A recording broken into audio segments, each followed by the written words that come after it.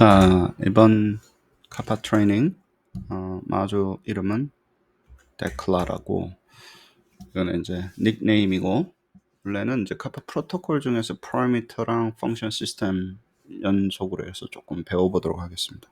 여기가 양도 많고 그냥 함수를 쭉 나열한다고 해서 뭐 우리가 배울 수 있는 것도 아니고, 뭔가 쓰면서 배워야 되잖아요. 이렇게 활용을 하면서 이렇게 쓰는 거구나, 이걸 배워야 되기 때문에 저희 첫 시간에 그래도 모형을 2개를 했죠. 그죠? 오늘도 요 수업에 모형 2개를 만들어 가지고 자기 걸로 이렇게 변형시켜서 만드는 그런 어퍼튜니티를 한번 가져보도록 하겠습니다. 자, 그 프로그램 지식의 선언적 지식이라고 있어요. 디클래러티브를 이야기를 할 때 보통 선언적 지식, 뭐 절차적 지식, 뭐 이거는 굉장히 popular한 텀이죠. 그래서 저희가 이를 접근하고 있는 방법이 지식을 모형화시킨다, 뭐 지식 모형이다, 이런 걸 할 때 선언적 지식, 절차적 지식 둘 다 하긴 하는데, 거기서 나오는 디클래러티브를 이제 빼놓을 수가 없죠. 그리고 프로그래밍 중에 디클래러티브라고 하는 컴퓨팅 어프로치가 있어요. 이것도 디클래러티브가 여기도 쓰입니다. 그래서 사실은 declarative knowledge라고 할 때 declarative도 굉장히 중요한 term이지만, 여기서 말하는 컴퓨팅에서 하는 게 중요한데요. 여기 잘 보시면 denoting high level program language라는 거예요. 어떤 high level program language냐면 아주 조금 이렇게 차원이 높은 used to solve problem without requiring programmer to specify an exact procedure to follow 하는, 그렇게 하는 어프로치가, 그런 컴퓨팅 어프로치가 디클래러티브라고 부른대요. 그러니까 프로그래머가 어떤 문제를 해결을 해야 되는데 정확하게 어떻게 해야 되는지를 리쿼링 하지 않고, 프로그램을 하지 않고도 해결해 주는 그런 접근 방법을 디클래러티브라고 하는 컴퓨팅의 하나래요. 그러면 약간 우리가 말하는 딥러닝에서 추구하고 있는 거 있죠. 그러니까 데이터로 밀어가지고 뭔가 만드는 방법 있죠. 그거랑 어느 정도는 목적이 조금 맞닿아 있는 어프로치입니다. 일일이 이렇게, 이럴 때는 이렇게, 저럴 때는 저렇게 전부 다 프로그램을 하지 않고 또 해결하는 방법 중에 하나니까, 그냥 이런 용어가 있구나, 디클래러티브가 이런 의미를 갖고 있구나라고 이야기를 보시고, 그러면 조금 한 발자국 더 들어가면요, 프로그래밍으로 보면, 모델링으로 보면 imperative programming이 있고요. 그것을 procedural programming이라고 부르고, 이때는 우리가 예를 들어서 기계한테 어떻게 하는지 다 알려주고 나서 이제 이렇게 해라고 하는 imperative program perspective가 있는 거예요. 그게 한쪽이 있고, 두 번째는 예를 들어서 어떤 것을 logic이나 이렇게 만들어 가지고 정확하게 control flow, 이럴 때는 이렇게 저럴 때는 저렇게 하지 않고도 뭔가 reasoning이나 building structure of element of computer programming 하는 것을 아직 how라고 이야기하지 않고 이거야 저거야 라고 이야기를 하면서 프로그래밍을 하는 declarative 프로그래밍이 있고, 이거를 사람들이 두리뭉실하게 정리를 해보니까 declarative program, 우리 SQL이나 XML이나 이런 거 있죠. 그러니까 정의 위주로 되어 있는 거죠. 이거야, 이거는 이거야, 저건 저거야 하면 그냥 뭐 이게 보이잖아. 이럴 때는 이렇게 해라가 아니라 그냥 이거야. 그러니까 declarating 하는 그쪽에 중점을 둬가지고 하는 프로그램 자체를 declarative programming이라고 한대요. 그러면 XML이나 HTML이나 SQL이나 이쪽 프로그래밍 어프로치는 대부분 다 declarative programming 쪽으로 가는 거예요. 지식 모형은 잘 들어보십시오. 지식 모형은 굉장히 이 declarative programming perspective하고 굉장히 같아요. declarative. 근데 이게 여기가 별로 이렇게 utility나 아주 유용하지가 않았던 거예요. 이렇게 프로그래밍을 하기도 힘들고 지식을 모형을 하는 게. 그리고 시간도 많이 걸리고. 근데 이제 large language 모형이 나와 있으니까 우리가 그동안에 가지고 있었던 우리의 문제점들을 어떤 레버리징을 해서 좀 잘 써보자. 이렇게 이야기하고, 아까도 이야기했지만 모델링이라고 부르는 거예요. 이 전체를, 한 종류를 우리가 펑셔널 프로그래밍이다, 라직 프로그래밍이다, 그리고 어느 조금 세세하게는 모델링이다, 이런 용어를 부른다라는 거예요. 이 프로그래밍 자체를, 이 디클래러티브 프로그래밍 자체를. 그래서 모델링을 a sub-paradigm of declarative programming이라고 볼 수도 있다라는 거예요. 왜냐하면 우리가 이 관계를 describe 해보는 거예요. 얘랑 얘랑은 어떤 관계가 있어. 얘랑 얘랑은 어떻게 relation이 돼 있어. 통계 같은 경우는 어떠냐면요. X나 Y는 우리가 declare를 해요. statistical 모형. 이거는 independent variable이야. 이건 dependent variable 한 다음에 데이터를 가지고 X와 Y의 관계가 어떨 것 같을까요? 이렇게 물어보는 거잖아요. 그쵸? correlation이 얼마나 될까요? 라고 물어보는 거기 때문에 모델링이긴 하지만 거기에 어떤 뭐죠? discovery라든가 뭐 confirmation이라든가 뭐 이런 과정이 들어가는 거예요. 데이터 드리븐한. 그때 그리고 슬로프 구할 때 어때요? 뭐 코베리언스를 구해라, 매트릭스를 구해라, 인버팅을 해라, 뭐 자코비안을 해라, 해시안을 구해라. 그래가지고 이터레이티브를 돌려가지고 맥시멈을 찾아라, 뭐 스탑을 해라, 고만 가세요. 이제 거기서 멈추세요. 거기서 두 번 미분하고 나서 베리언스를 구해봅시다. 뭐 이런 이야기를 하는 것들은 굉장히 컴퓨테이션한 거라서 아까 이야기했었던 그럴 때는 뭐 베리언스 이렇게 구하는 거야, 자코비안을 이렇게 구하는 거야, 다 정의를 해야 되죠, 그죠? 그래서 섞여 있어요. 스태티스컬 모델링만 해도 임페러티브 한 거랑 이런 디클래러티브 한 게 섞여 있는 상태에서 우리가 계속 쓰고 있는 겁니다. 그래서 아무튼 그런 모형이 있는데 워낙에 우리가 하고 있는 게 선언적인 것들이 굉장히 많아서, 그래서 그런 요소로 모형을 만드는데, 생성 모형을 만드는 게 도대체 뭔가요?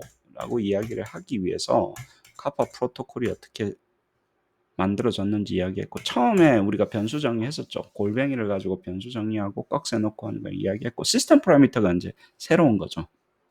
그래도 좀 마음이 났더라.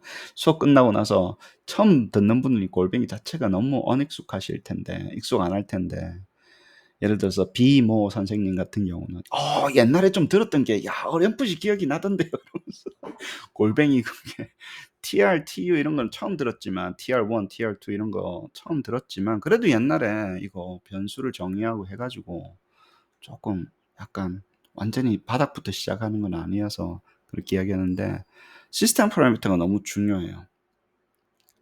시스템에서 이미 정의되어 있는 파라미터 있죠. TR, TU. 그래서 오늘은 여러분들을 위해서 복습을 한번 다시 하도록 하겠습니다. 자, 왼쪽에 뭐 greeting이라는 슬롯이 있죠. 그것은 이제 뭐 모형 greeting이라는 슬롯에다가 처음에 뭘 하라라고 하는데, greeting은 항상 아셔야 돼요. 앱을 만들 때 저희 퍼스펙티브입니다. 우리가 얘한테 뭘 하라는 게 아니고 기계가 우리한테 뭘 하라고 계속 지시를 하게끔 만드는 게 고급 프로그래밍이에요. 제가 앱이 그렇더라고. 들어가면 앱이 나한테 뭘 하라 그래. 그리고 그 따라서 하면 내가 원하는 결과가 나오는 거예요. 그런 식으로 만들면, 그리팅에서 뭘 주냐면요, 이런 걸 넣어. 야, 네가 번역할 거를 줘, 나한테. 기계가 나한테 지시하는 거예요. 번역할 거를 엔터 하시오. 아시겠어요? 우리가 기계한테 지시하는 게 아니라, 우리가 기계한테 지시하죠. 우리가 기계한테 너 이거를 말하라고 지시하는 거예요. 누구한테? 엔드 유저한테. 번역할 것을 입력하시오. 그러고 나면 턴이 어떻게, 유저 프롬프트와 시스템 프롬프트, 유저 프롬프트는 TU1이라고 부르고 턴 1이니까 시스템 프롬프트 TS1이라고 부른다고 그랬어요. 이 두 개를 합쳐서 기계한테 던질 때는, large language 모형으로 던질 때는 던지고 나서 결과를 받는데, 요 앞에 두 개를 인풋이 되는 거고요. LLM한테 던지고 나온 것이 요게 결과가 되는데, 그 턴의 리절트가 되는데 우리는 TR1이라고 부르기로 했습니다. 아시겠죠? 그래서 요게 턴 하나가 이루어지는 거예요. 그래서 처음에 왔는데, 자, translate 하라 그러면 뭐냐면, 유저는 뭘 해야 되냐면요, 유저는 사과라고 인풋을 하는 겁니다. 번역할 거를 집어넣는 거예요. 그래서 사과라고 넣고 이쪽에서는 왼쪽에서는 시스템 프롬프트죠. 시스템 프롬프트가 뭐라고 그러냐면 translated English 라고 시스템 프롬프트를 집어넣으면요. 요게 유저고 요거를 묶어 가지고 GPT한테 던져요. 안에서 무슨 일이 일어나는지 알아야지 여러분들이 설계를 할 수 있습니다. 지금 눈에 보이는 걸 보이는데 그렇게 던지면 기계한테 갔다가 이게 LLM 턴이니까 기계한테 갔다가 나온 결과가 애플로 나와서 AI가 애플로 이야기했다 이렇게 되는 거예요. 그래서 그것을 우리가 턴 1이 이렇게 끝났다라고 보는 거예요. 아시겠죠? 그럼 우리가 포인팅을 할 때 사과라고 적은 것은 TU1이 되겠죠. 그렇죠? 그러나 애플은 뭐예요? TR1인 거예요. 왜 이 이야기가 중요하면 턴2는 처음부터 다시 시작합니다. 턴2는 유저 프롬프트와 시스템 프롬프트를 묶어서 던지면 리절트가 나와요. 항상 each 턴은 인디펜던트하게 움직여요. 근데 앞에서 했던 어떤 결과를 가져와야 되잖아요. 뭐가 될지 모르니까 우리가 파라미터를 쓰는 거예요. 그래서 프로그램 짤 때는 이렇게 짜는 거예요. TU 프로그램을 짤 때는 뭔지는 모르겠는데 그 결과 있잖아. 네가 앞에서 했던 그 결과 있잖아. 그것을 인풋으로 해서 translate in Spanish. 그러면 애플이라는 게 나왔을 거라고 예상을 하고 애플이라고 적을 수는 없잖아요. 내가 여기 사과를 적을지 뭘 적을지 모르니까. 그쵸? 그래서 이것을 TR1이라고 변수화시켜서 이야기를 하면 이렇게 넣으면 이 상황에서는 뭐예요? 애플이 여기 들어와서 결과가 만자나? 스페니쉬를 전공하신 분은 알겠네. 만자나라고 한답니다. 사과를. 맛있잖아 만자나. 그런 건가 봐. 아무튼 그렇게 해서 나옵니다. 아니면 아니지 왜 표정을 찡그려. 아시겠죠? 만자나가 사과를 그것도 하나 배우면 좋지 뭐. 발음이 맞는지는 모르겠지만 나중에 TTS 연결시켜 드릴게요. 정확한 발음으로 나오게끔 하겠습니다. 그래서 저희가 다른 변수 시스템은 굉장히 비슷해요. 오히려 더 플렉서블해졌어요. 이제는 골뱅이 1, 2, 3, 4 이렇게 안 나가도 돼요. 내가 변수 이름 그냥 바로 이야기하고 디파인을 해도 되는데 예를 들어서 지금 같은 경우는 뭐라고요? 앞에서 했던 결과 턴을 뒤에 와가지고 이제 인풋으로 쓰거나 모형을 만들어야 되니까 tr, tu 이 시스템을 정확하게 알고 계시고 그리고 슬롯으로 보면 이렇게 보일 거예요. Enter text to the translate greeting에 적어 놓으시고 여기는 비워넣어. 비워넣으면 어떻게 된다고요? 기다려요. GPT가 유저 카파 앱이 뭐라고요? 유저가 뭔가를 입력받을 때까지 기다려요. 그 다음에 들어오면 엔터를 치는 순간 뭔가 왔겠죠. 사과 들어오고 translate in English가 있으니까 이 두 개를 묶어서 던지고 애플이란 걸 받은 다음에 턴 2가 실행될 때는 애플이랑 뭐가 나왔을 거 아니에요. 거기에 애플이 되겠죠. 애플이 여기에 이 값에 들어가는 겁니다. 턴 1의 result가 들어가고 translate in Spanish에서 만자나 뭐 맛있잖아가 나오는 거예요. 왼쪽에 프로그램을 하게 되면 이제 슬롯에 하면 이렇게 되는 거예요. 나중에 뭐 temperature라는 거 모델 셋업하고 하십니다.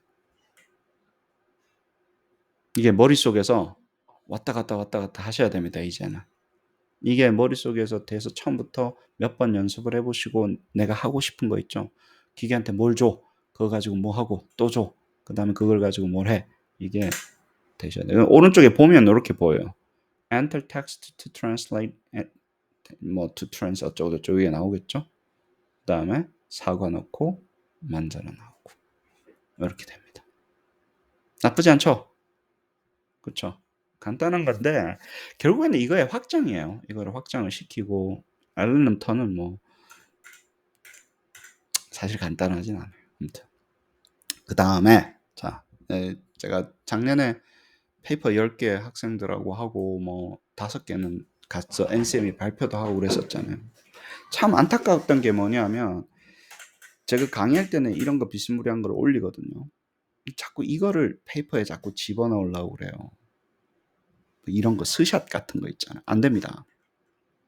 이거 봐서 어떻게 이해를 해요? 알고리즘화 시켜서 퍼블리케이션을 하셔야 됩니다. 그 얘기는 뭐냐면 이렇게 각 턴 액션마다 있죠. 트랜슬레이트라 하고 액션이 어떻게 이루어졌는지 설명하고 오른쪽에 명시적으로 하고 설명을 하시면 돼요. 그러니까 이런 알고리즘이 필요해요. 여러분들이 앱인데 뭔가 처리하는 절차잖아요. 자꾸 카파 모형에 있는 코드를 설명하려고 하다 보니까 이게 일반화가 안 되는 거예요. 읽는 사람이 아무도 몰라요. 뭘 어떻게 했는지. 그래서 프로그램 디펜던트 하지 않는, 잘 들어보세요. 어떤 이게 카파든 뭐든 상관없는 형태의 로지컬하게 프로세싱이 되는 형태로 디스크라이브 되어 있는 알고리즘, 그러니까 굉장히 추상화되고 일반화된 형태로 그게 로지컬리 어떻게 되는지 설명하는 문서가 필요해요. 이렇게 하셔야지 퍼블리시가 됩니다. 이거를 스샷 잡아놓고 요렇게 해가지고 저는 만들었습니다. 이게 퍼블리케이션이 되겠냐고. 리뷰어가 아무것도 할 수가 없잖아요. 이게 뭔지를 어떻게 알아요? 이 슬롯이 뭔지. 그렇죠. 그리고 카파 매뉴얼을 자꾸 퍼블리시 하시려고 그러시지 말고 내가 만든 알고리즘을 프로세스를 퍼블리시 하려면 이런 식으로 일반화된 형태로 문서가 나가야 됩니다. 아시겠죠? 그 학생들하고 굉장히 부딪히는 거예요, 이게. 이거를 적어본 적이 없잖아요. 이런 알고리즘화 시켜서 만들어 본 적이 없, 짤 수는 있는데 내가. 그게 그래서 굉장히 힘들어요. 이게 퍼블리케이션을 넘어가려고 하면. 근데 이게 필요합니다. 일반화되어 있는 형태. 이걸 가지고 카파로 짜든 뭐 R로 짜든 뭐 파이썬으로 짜든 누구든지 짜면 되지. 예를 들어 이거는 LLM이 지금 합니다. 뭐 그러면 알아서 하는 거죠. 알고리즘화 시키는 훈련이 굉장히 필요합니다. 아무튼 그렇게 해서 하면, 그리고 이거는 소스 코드인 거고, 그 소스 코드 올릴 수 있어요. 근데 이게 소스 코드 올렸다고 칩시다. 뭐 이런 거 올렸다고 없는 것보다 나아요, 좋아요? 좋아요. 근데 저한테 뭘 하셔야 되냐면 리뷰어가 들어와서 확인해 볼 수 있는 인터페이스 다 만들어줘, 유저 아이디 다 만들어 줘야 돼요. 내가 리뷰어인데 이게 코드가 제대로 도는지 안 도는지 확인이 안 되고 이거 그냥 줬다가 내가 이거 카파 아이디 없으면 안 되잖아요. 그래서 저도 퍼블리케이션 할 때 리뷰어가 와서 돌려보고 확인할 수 있게끔 계정까지 만들어줘요. 리뷰어한테는. 근데 대신 일주일만 만들어줘. 요 안에 와서 확인해 보라고. 안 그러면 이게 과학이냐고. 이게 R이에요? 아무나 돌려볼 수 있어요? 아니죠. 파이썬도 아니고 자기가 했다고 주장하는 거잖아요. 스샷 몇 개 잡아놓고 했대요. 그 퍼블리케이션 되겠습니까? 이게 뭐 오빠 믿어도 아니고. 안 됩니다. 아시겠죠? 그렇게 스샷으로는 안 돼. 그래서 우리가 비디오 만드는 경우도 있어요. 뭐 비디오로 만들어 실제 구성되는 것도 보여주지만 그거는 학문적인 밸류는 아니죠. 아시겠죠? 그래서 여기가 아직 이게 오픈된 프로그램이 아니잖아요. 그 계정을 따로 만들어야 돼요. 에디터를 위해서, 리뷰를 위해서. 아시겠죠? 그리고 소스 코드 주고 라직을 이 코드가 중요한 게 아니라 이건 어디서만 돌아요? 이 코드는 어디서만 돕니까? 카파 시스템 안에서만 돌아요. 카파 시스템 없으면 이거 한 줄도 구동을 안 합니다. 그래서 이 친구가 굉장히 중요한 거예요. 아시겠어요? 얘는 라직이잖아요. 일반화되어 있는 라직이니까 학문적인 가치가 있어요. 나 이런 식으로 여기는 LLM 썼어. 아시겠죠? 그리고 이거를 준비를 잘 하셔서 처음부터 이런 걸 다지고 가셔야 됩니다. 알고리즘을 보여주려면, 내가 한 프로세스가 뛰어나다는 걸 보여주려면 뭘 만들었는데 도대체 라고 이야기할 때는 여기에 준비를 하셔야 돼요. 그래서 트랜슬레이터 하고, 트랜슬레이터 말고 다른 거 하나, 이그젬플은 또 여러 개 할 텐데, 셀프 다시 한번 더 복습합시다.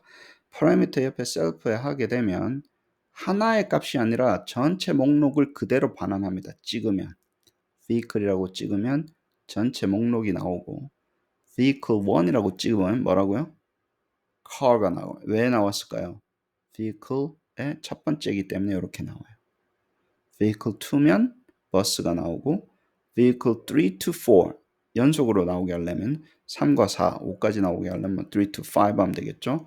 그러면 taxi, airplane이 여기 구분자 있게 해가지고 이렇게 쭉 나야 돼요. 아시겠죠? 이게 self라고 하는 predicate를 쓰게 되면 변수가 이런 식으로 정의가 됩니다. 나쁘지 않죠? 복습이에요, 그냥. 두 번째는 shuffle이에요. 여기에다가 컨디션에다가 shuffle을 쓰게 되면 순서가 바뀐다 그랬어요. 순서가 바뀌어요. 그래서 순서를 바꿨는데 2번 쓰면 어떻게 되는 줄 아세요? 똑같이 해서 똑같이 나온다. 바뀐 게 그대로. 할 때마다 바뀌는 게 아니에요. 이미 한번 바꿔가지고 vehicle이 define 됐기 때문에 그거를 쓰게 되면 똑같이 나와요. 그 인스턴스에서. 그 인스턴스를 바꾸려면 한 번 더 regenerate 해서 처음부터 다시 generate 하게 되면 순서가 다로 바뀐 게 똑같이 이렇게 나오겠죠. 일부러 그렇게 example을 이렇게 잡은 거예요. 도대체 셔플이 구동되는 게 언제 셔플 되나 아시겠죠? 이렇게 하고 seq라는 거를 자주 쓰게 될 거예요. sequence의 줄말인데요. sequence를 쓰게 되면 어디서부터 어디까지 어떤 갭으로 이렇게 되는 거예요. 그러면 sequence 092면요. 0부터 9까지 2씩 증가하게. 그래서 0, 2, 4, 6, 8에서 끝납니다. 2씩 증가하니까 9가 넘었잖아요. 그러면 8에서 끝나는 거예요. 아시겠죠? 그런데 여기는 CQ는 SEQ에서 0에서 9, 세 번째 인자를 빼면 1씩 증가하는 걸로 돼요. 그러면 0부터 9까지 쭉 나가겠죠. 근데 이걸 뭘로 둘러쌌나요? 셔플이라는 걸로 둘러쌌어요. 그 얘기는 뭐예요? 안에 거를 먼저 하고 0, 1, 2, 3, 4, 5, 6, 7, 8, 9 만들고 그 다음에 뭐 한다고요? 셔플링 시키는 거예요. 그러면 요 순서가 바뀝니다. 그런데 셔플 이거는요. 할 때마다 바뀌어요. 그래서 셔플 한 번 더 해서 쓰잖아요. 그럼 뭐가 나올지 몰라요. 그 인스턴스 안에서도. 이거는 함수잖아요. 앞에서 했던 셔플은 뭐예요? 이거는 정의를 처음에 쓰기 전에 최초에 정의를 해버린 바뀐 게 이거야. 그러니까 계속 vehicle을 쓰면 똑같은 순서로 나와요. 근데 내가 할 때마다 바꾸고 싶다. 그러려면요. 뭔가 리스트를 잡은 다음에 셔플로 둘러싸야 돼요. 그러면 셔플이 실행될 때마다 그 함수가 여러 번 실행될 수도 있잖아요.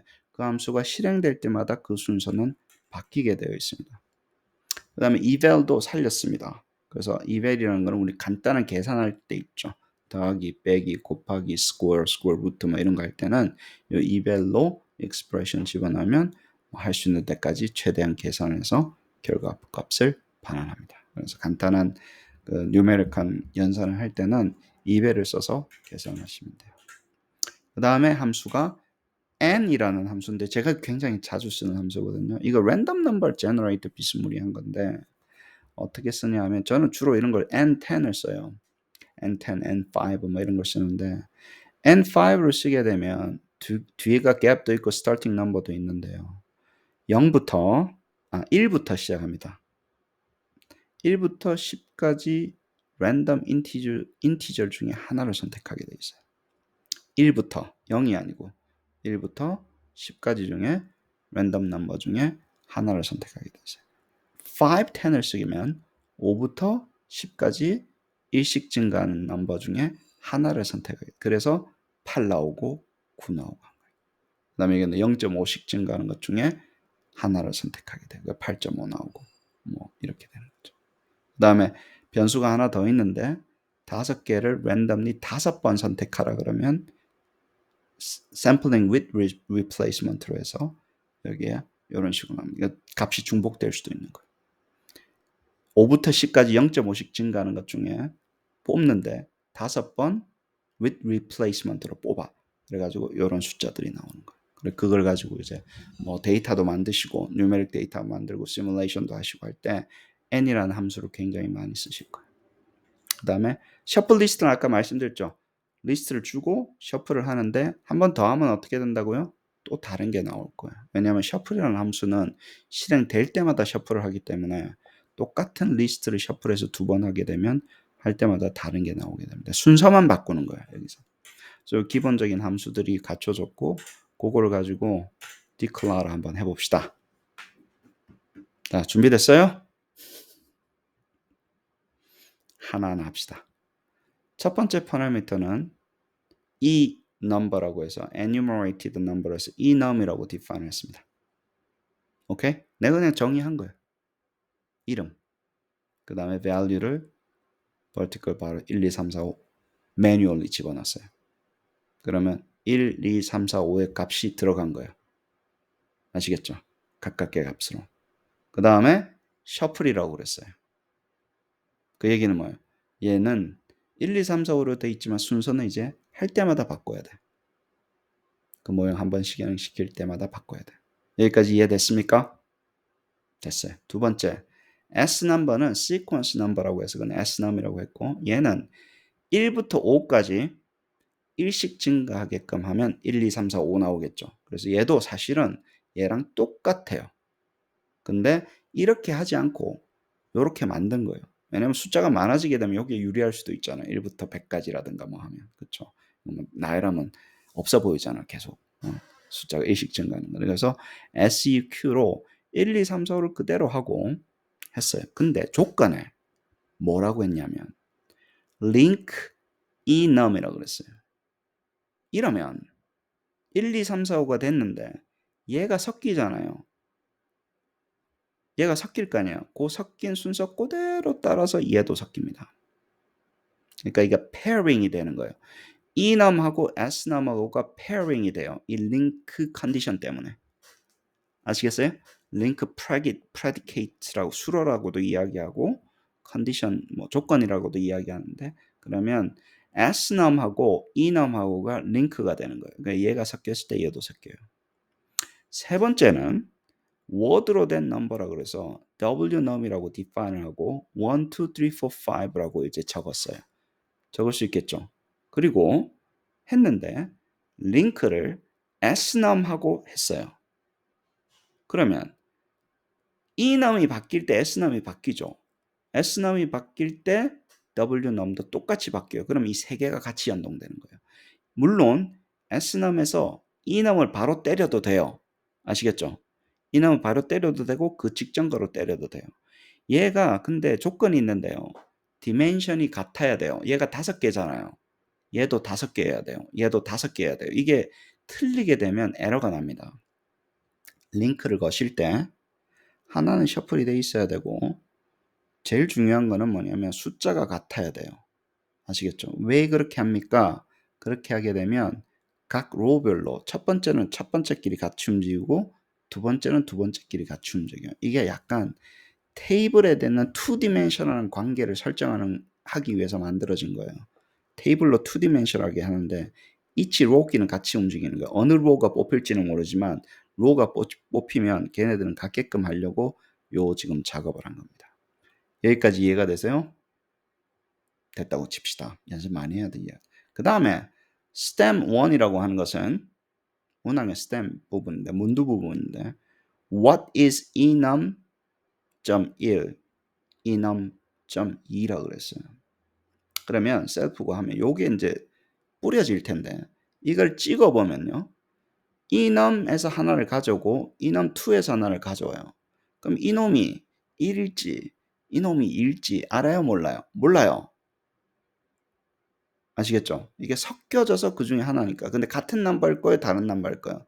무조건 다른 넘버예요. 왜냐면 여기 다 유니크한 넘버로 돼 있잖아요. 그죠? 요 중에 뭐 하나가 되겠죠.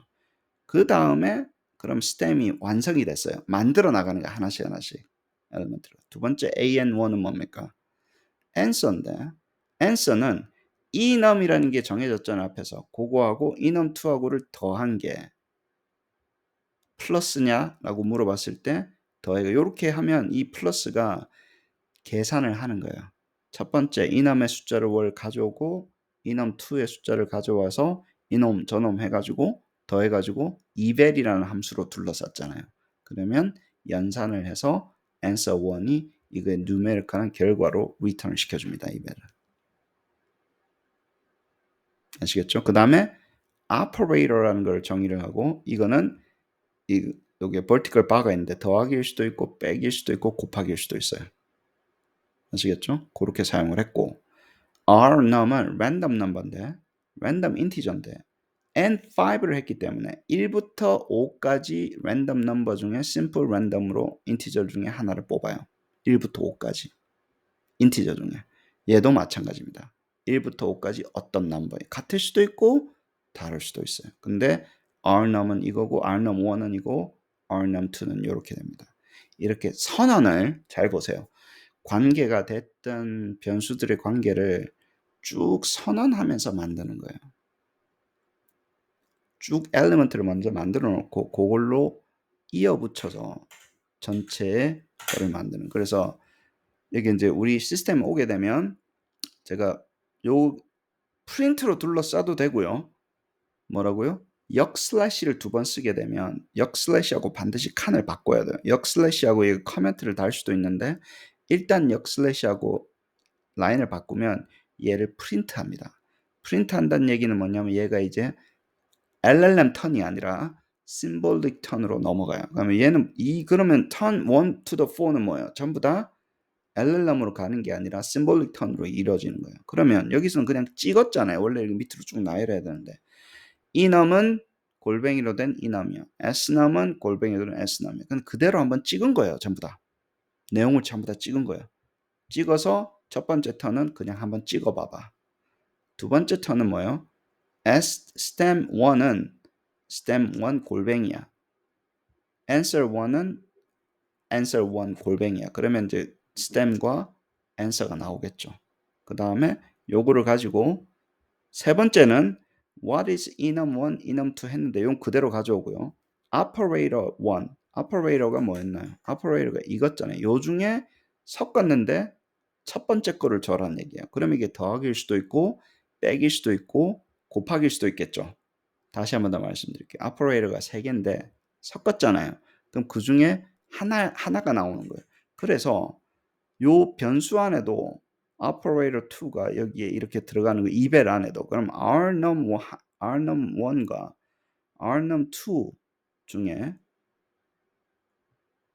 하나를 받아서 뭔가 잘못됐는데 애가 죄송합니다. 이거는 못한 것 같은데요. 반드시 이렇게 돼야 되네. 이렇게 돼야죠.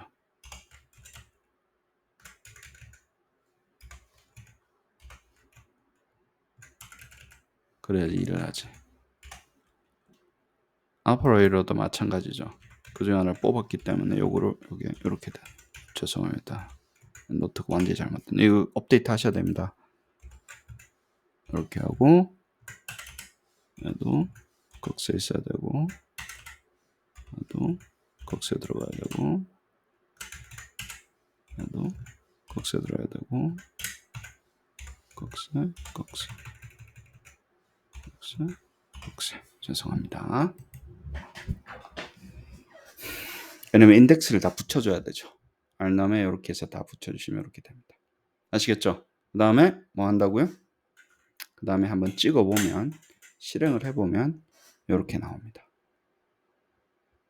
자, 왜 나왔는지 말씀드려요. 이넘을 다 찍었잖아요. 그러면 리스트가 다 나오고요. S넘도 1, 2, 3, 4, 5인데 셔플 됐기 때문에 이게 같게 나와야 돼요. 그 다음에 W넘도 찍어봤는데 얘가 연동이 됐기 때문에 3이면 3여야 되고 2면 2면 2여야 되고 이게 똑같이 나와야 돼요. 이렇게 나올 수밖에 없습니다. 오른쪽도 마찬가지고. 그쵸? 여기는 3 플러스 2인데 계산한 결과였잖아요. answer 1은. 그러니까 3랑 2랑 더한 거였기 때문에 5가 나와야 되고 operator라고 부르면 operator 전체가 섞인 게 전체가 나와야 되고요. rnum도 2개가 다 나와야죠. 다 불렀으니까. 그죠? 그 다음에 여기서 쭉 했는데 stem 1부터 쭉 시작해서 여기 꺽쇠 다 빠졌네. 아, 죄송합니다. 이런 망신 있나. 여기 꺽쇠 다 넣어주셔야 돼요. 노트 꺼내가지고 조금 업데이트를 해주세요. 죄송합니다. 아니다. 여기는 그냥이다. 여기는 그냥이고 얘는부터 시작해야 된다. 아무튼 여기는 전부 다 꺽쇠가 다 들어가야 됩니다. 여기서는 요거 3번하고 4번은 꺽쇠가 다 들어가야죠. 숫자 앞에.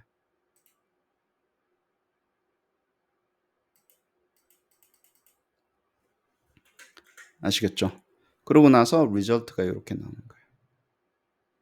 여러분이 여러 번 돌리게 되면 자 요런 식으로 이그젬플이에요. 이제 이거 하나의 이그젬플이었어요. 나온 게 그죠? 한 번 더 돌리게 되면 여기서 랜더마이즈가 돼서 요런 식으로 나옵니다. 그래서 여러분이 랜덤하게 문항을 만든 거예요. 지금 랜덤하게 문항을 만들었는데 질문하고 답을 만들었는데 잘 들어보세요. 이게 실행될 때마다 다른데 어디서 어떻게 변수가 어떤 식으로 변화해야 되는지를 미리 다 설계를 해놓고 만드는 거기 때문에 오류를 제로로 만들 수 있어요. 이렇게 되면 질문과 답에 어떤 질문이 나와야 되고 어떤 답이 나와야 되는가에 대한 오류를 제로로 만들 수 있는 장점이 있죠. 근데 단점은 뭐예요? 들어가는 요소들을 다 이렇게 설계를 해줘야 되는 거예요. 그래서 이게 필요할 때는 이렇게 쓰시고 안 되면 바꾸고 뭐 이런 작업들을 이제 섞어서 쓰면서 이게 있어야 되는 과정에서는 이걸 만들고 하는 작업을 하는데 지금은 이제 조금 tedious하지만 반드시 해야 되는 걸 보여주고 자 5, 6, 7, 8이 있는데 여기는 조금 오버한 건데 왜냐면 변수 선언할 때는 빨리 말씀을 드릴게요. 자 TR2는 어떤 문항이었잖아요. TR3도 문항으로 나온 거예요. 2, 3, 4는 사실은 문항이었어요. 각 문항인데 뭐라고 이야기했냐면 앞에 붙여주고 이거는 질문하고 답만 있었잖아요. 근데 질문하고 답이 정확하죠. 왜냐면 심볼리카에 계산을 했기 때문에. 그쵸? 질문하고 답이 정확했는데 내가 뭐가 귀찮냐면 디스트럭터 만들기가 귀찮은 거예요.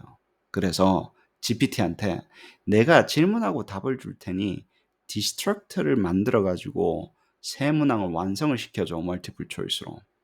그렇게 이야기한 거예요. 아시겠죠?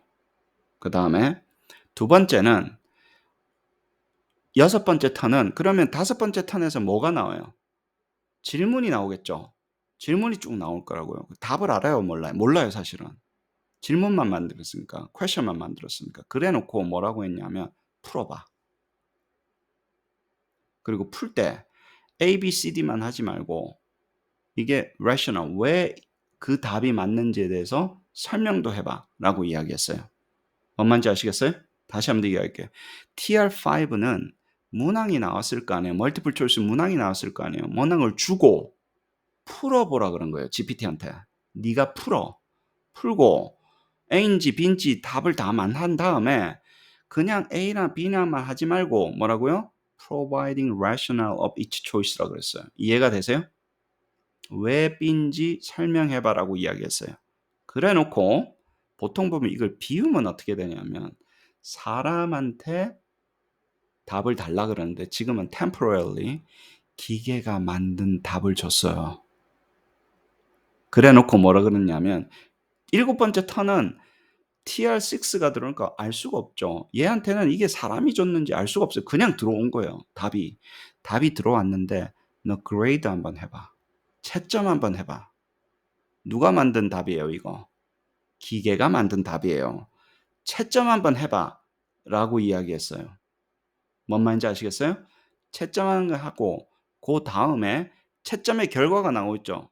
채점의 결과를 보고 너 피드백 한번 줘봐. 이 질문에 나와서 한 거니까 피드백 한번 줘봐. 그래가지고 모형을 결과를 만들어서 돌린 거예요. 소스 코드가 이렇게 됩니다. 사실은 뒤쪽 부분은 이제 어세스먼트 부분이니까 우리가 나중에 어댑티브 러닝 할 때 펄 할 때 주구장창 할 거예요. 근데 지금은 이제 변수를 익히기 위한 건데 둘 다 한번 머리가 터지는데 앞에 너무 짤막한 거 하니까 좀 재미가 없잖아요. 여러분들 지금 맞춤형 학습 AI 뭐 이런 거 만들려고 막 오셨는데 그래도 시간이 너무 많이 걸리면 안 되니까 나중에 이거는 더 깊게 들어갑니다. 그러면 생성했어요, 안 했어요? 했어요. 그죠? 근데 생성할 때는 뭘로 한 거예요, 우리가? 딱 정해진 걸로 생성했는데 뭐만 쓴 거예요, 여기는. 기계가 풀어보게 하고 그레이딩하고 피드백 주는 연습을 한번 해본 거예요. 제대로 하는지 안 하는지. 이건 지금 답이 확실한 상태에 답을 알고 있잖아요. 답이 뭔지 알고 있죠. 정확하죠. 기계가 만든 답이에요? 아니에요. 우리는 답을 알고 있어요. 그걸 기계가 맞추냐 안 맞추냐 확인할 수 있는 그라운드 트루스가 있는 상태라는 거예요. 로지컬리 기계가 정답이 있잖아요. 그죠? 그래 놓고 너 정답 제대로 풀 수 있냐? 근데 그 무슨 능력 가지고 확인한 거예요? 우리가 지금 뭐 하기가 굉장히 힘들었어요. 답은 맞출 수 있는데 더하기 해가지고 뭐가 힘들어요? 이 답이 왜 답인지 설명하는 건 굉장히 힘들죠. 그렇지 않아요? 굉장히 힘들어요. 그걸 프로그래밍 하기가 힘들다고. 이게 왜 답인지 설명해봐라고 했을 때 사람도 잘 못합니다. 내가 맞출 수는 있지만. 근데 그거를 보고 기계가 설명하게 했고 잘 보세요. 설명한 걸 그러니까 약간 뭡니까? 단답식 서술형으로 바꾼 거예요, 사실은. 그 설명이 맞는지 채점도 하라 그랬잖아요. 답뿐만 아니라 뭔 말인지 아시겠어요? 설명하게 하고 그 설명이 맞는지 채점하라 그랬어요. 그래서 상당히 높은 수준의 사실은 문항 생성과 어세스먼트를 보는 거예요. 이거를 프로그래밍 하기가 일반화돼서 프로그래밍하기가 굉장히 힘들어요.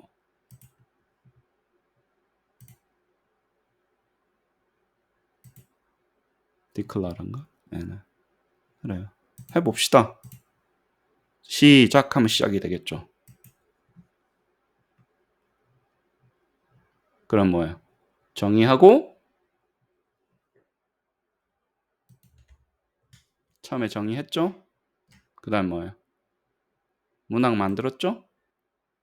또 문항 만들고 곱하기로 만들고 더하기로 만들었어요. 그 다음에 하나를 하나씩 따로 만든 거예요. 그 다음에 뭐예요? 묶어가지고 GPT한테 오답을 좀 설정하라 해달라 그랬어요. 두 번째는 너무 이상한 게 나왔네요. 이런 오류가 납니다.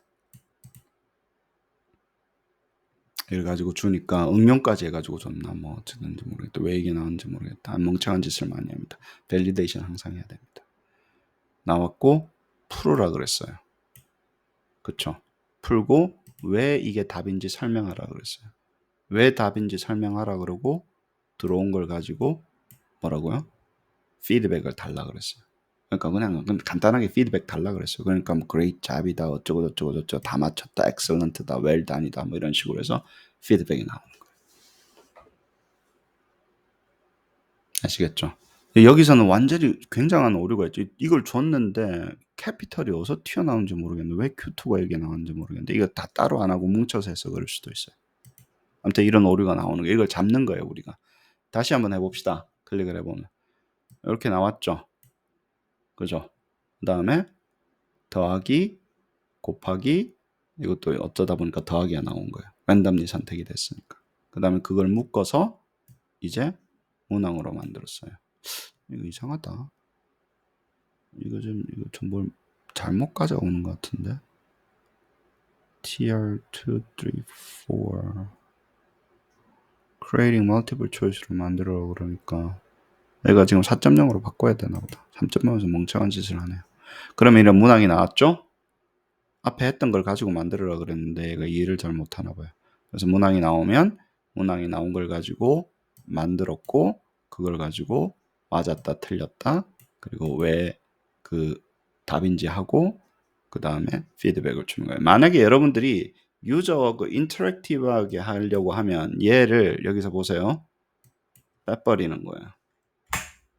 잘 보세요. 그래 놓고 하면 어떻게 이루어지냐 하면 쭉 문항을 만들어요.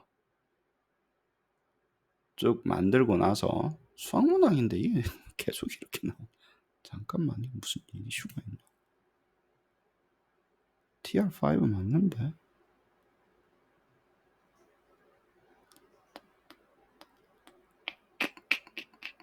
TR5 아닌가? 3, 2, 3, 4를 가고.